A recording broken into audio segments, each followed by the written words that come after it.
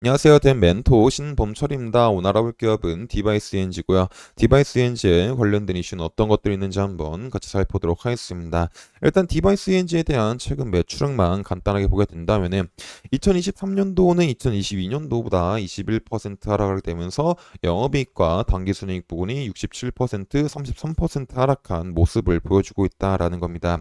그래서 2024년도에 제일 중요한 거는 디바이스 ENG가 다시 한번 매출액이 상승할 수 있는 환경이 만들어질지 안 만들어질지를 확인하는 게 제일 중요하지 않을까 싶습니다.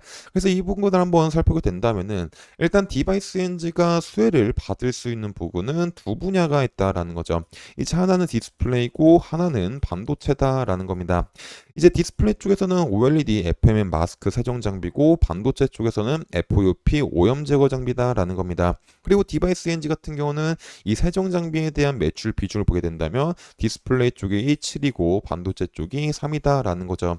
그래서 본질적으로 디바이스 ENG가 앞으로 매출액이 상승하게 되려면은 이 디바이스에 대한 선택이 많아야 된다라는 겁니다. 근데 최근 2024년도 IT OLED 시대가 돌아옴으로써 애플의 IT양 OLED 채용에 따라서 OLED 패널 업체들이 현재 8세대 투자를 진행하고 있고 계획 중인 상황인데 아직까지는 이 디바이스 ENG는 이 패널 업체들로부터 투자에 대한 수주를 받지 못한 상황이다라는 겁니다. 그래서 현재 디바이스 ENG 같은 경우는 2024년도에 이 FMM OLED 마스크 세정 장비를 통해서 수혜를 받지 못할 수가 있다라는 거죠.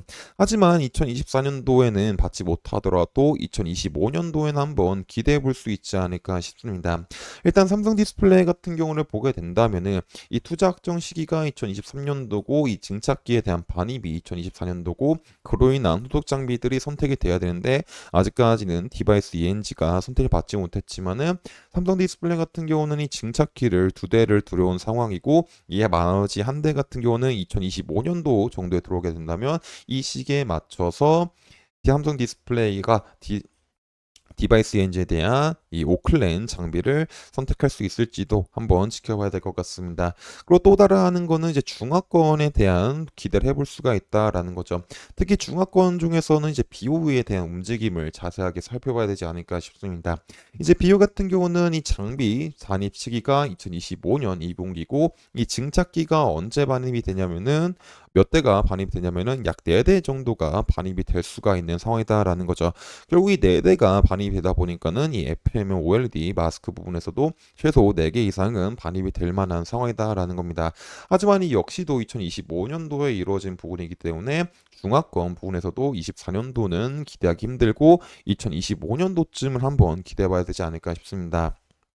그래서 현재 이 디스플레이 8세대 투자 계획에 따라서 디바이스 ENG가 24년도에는 수혜를 그렇게 크게 받지 못할 수가 있는 상황이기 때문에 이 디바이스 ENG의 디스플레이 장비 매출은 전년 대비보다는 조금 감소할 수가 있는 상황이다라고 보시면 될 것 같습니다.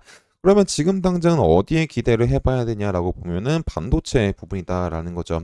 그래서 최근 반도체에 대한 이슈를 보게 된다면 최근 3월 수출입 동향을 보게 된다면 월 수출 증가율이 작년 10월 플러스 전환 이후 6개월 연속 이후로 같은 흐름을 보여주고 있다라는 거죠. 그리고 그 중에서 3월 반도체 수출액이 117억 달러로 2022년 6월 이후 21개월 만에 최대치를 기록하면서 코로나19에 따른 사회적 거리두기로 IT 수요가 급증했었던 2022년 수준까지 회복했다라는 겁니다. 그래서 핵심 주력인 반도체가 연속해서 증가세를 보이고 있다라는 거죠. 5개월 동안. 근데 이 반도체만 오른 건 아니고 옆에 보시면 뭐 철강이나 석유 제품, 디스플레이 부분도 같이 상승한 부분을 보인다라는 겁니다. 그래서 이제 3월 수출입 동향에서 이 수출이 565억 6천만 달러를 기록하게 되면서 전년달보다 3.1% 증가했다라고 보시면 될 것 같습니다. 결국 이 3월 수출입 동향이 상승할 수 있었던 이유는 바로 반도체다라는 거죠. 그리고 현재 이 반도체가 뜨고 있는 이유는 온디바이스 AI고 이를 구축하는 인프라 초기 단계가 만들어지게 되면서 반도체에 대한 수요가 증가하고 있다라는 겁니다. 그래서 지난해 이 AI 시장이 본격적으로 개화가 되게 되면서 AI 반도체 칩을 사용한 이 메모리와 반도체 HBM 수요가 급증을 하고 있다라는 거죠. 결국 이 급증을 하고 있는데 이 공급이 수요를 따라가지 못하다 보니까는 이 HBM에 대한 가격이 크게 올랐다라는 겁니다. 그래서 이 삼성전자와 SK하이닉스가 이 HBM에 대한 생산 능력 확대를 위해서 노력을 하고 있다라는 거죠.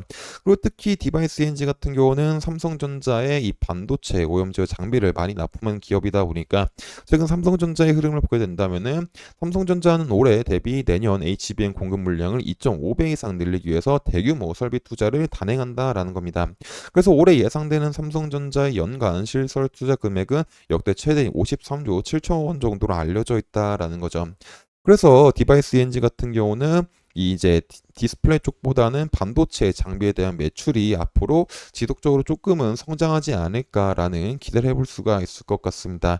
그리고 반도체 업체들의 신규 라인이나 보완 투자에 대한 장비 공급이 지속적으로 이루어지기 때문에, 그리고 이 부분이 상반기쯤에 이루어질 수 있는 상황이기 때문에 2024년도에는 반도체 제어 장비에 대한 수혜를 한번 기대해 볼 수 있지 않을까 싶습니다.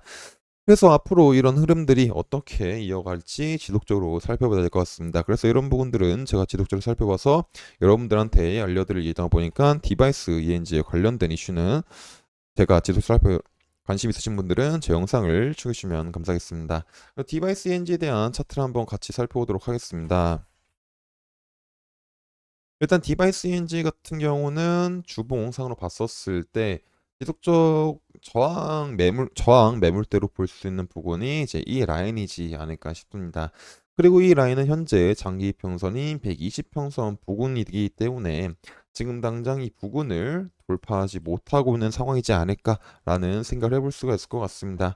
그래서 현재 흐름을 일봉에서 조금만 더 자세히 보게 된다면은 지속적으로 하락을 하다가 이 저점인 12,200원에서부터 반등이 오게 되면서 상승하게 되면서 이제 이평선들이 정배열의 형태를 갖춰주고 있기 때문에 아직까지는 상승 추세가 죽진 않았다라고 볼 수가 있을 것 같습니다.